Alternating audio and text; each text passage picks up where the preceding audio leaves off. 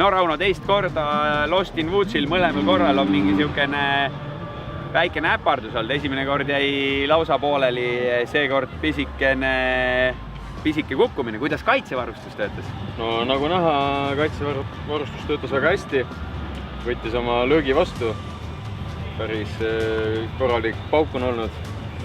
Et jalal ei ole häda midagi. Näib, et tegi oma tööd. Ühesõnaga ise terve päev korras ja natuke nagu sul nägu oli üllatuslik, kui sai välja öeldud, et teine koht.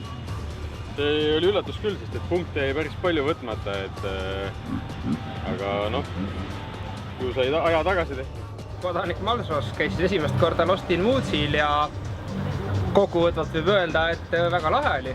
Et nii korraldus, maastik kui punktid kui rada, et väga kihvt.